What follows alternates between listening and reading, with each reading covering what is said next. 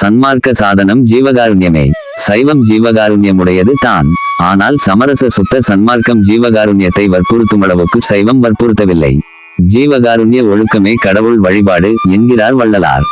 ஜீவகாருண்ய ஒழுக்கமே சன்மார்க்கம். அருள் என்பது கடவுள் தயவு.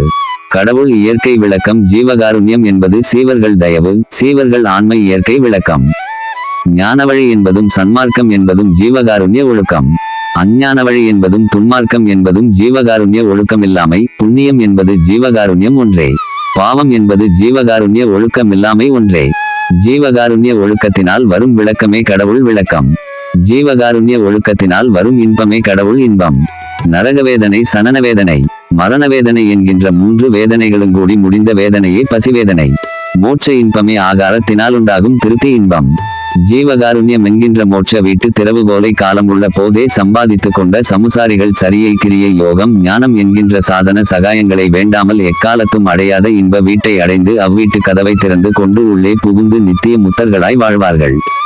புண்ணிய பூமிகளை வலஞ்செய்தல், புண்ணிய தீர்த்தங்களில் ஆடல், புண்ணிய தலங்களில் வசித்தல், புண்ணிய மூர்த்திகளை தரிசித்தல், தோத்திரஞ்செய்தல், ஜெபஞ்செய்தல், விரதம் செய்தல், யாகஞ்செய்தல், பூசை செய்தல் முதலிய சரியை கிரியைகளை செய்கின்ற விரதிகளும் பக்தர்களும் இருடிகளும் உணவை நீக்கி உறக்கத்தை விட்டு விஷயச்சார்புகளை துறந்து இந்திரியங்களை அடக்கி மனோலயஞ்செய்து யோகத்தில் இருக்கின்ற யோகிகளும் அளவிறந்த சித்தீன்பங்களை பெற்ற சித்தர்களும் நித்தியானித்தியங்களை அறிந்து எல்லா பற்று களையும் துறந்து பிரமானுபவத்தை பெற்ற ஞானிகளும் சீவ காருண்யம் என்ற திறவுகோலை சம்பாதித்துக் கொள்ளாதவர்களானால் மோட்சமென்கிற மேல் வீட்டுக்கு முன்னும் பின்னுமாக எரிச்சமீபத்தில் காத்திருந்து மீளவும் அத்திறவுகோலை சம்பாதிக்க திரும்புவார்கள் அல்லது கதவை திறந்து உள்ளே புகுந்து இன்பத்தை அடைந்து வாழமாட்டார்கள்.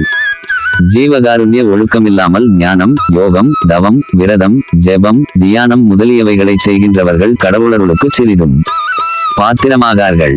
மில்லாது செய்யப்படுகிற செய்கைகள் எல்லாம் மில்லாத மாயாஜால செய்கைகளே.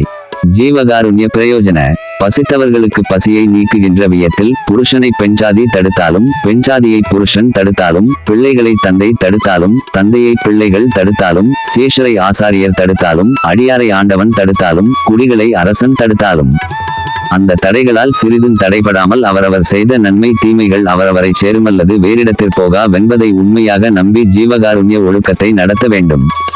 இவையெல்லாம் வள்ளலார் ஜீவகாருண்ய ஒழுக்கம் என்ற நூலில் கூறுவது சைவத்தில் ஜீவகாருண்யம் உண்டு எனினும் இவ்வளவு வற்புறுத்தி கூறப்பெறவில்லை, முதன்மையாக கூறப்பெறவில்லை. சைவத்தில் சரியை கிரியை யோகம் ஞானம் சாதனம் இவற்றுள் ஜீவகாருண்யமும் அடங்கும். சமரச சுத்த சன்மார்க்கத்தில் ஜீவகாருண்யம் முதற் சாதனம், முதன்மையான சாதனம், முடிவான சாதனம். ஜீவகாருண்யம் தனிச்சிறப்பாக ஏற்றி எடுத்து சொல்லப்பெறுகிறது. ஞானத்தின் திருவுரு என்று ஞானசம்பந்தரை சொல்லுவது போன்று ஜீவகாருண்யத்தின் திருவுரு என்று வள்ளலாரை சொல்ல வேண்டும்.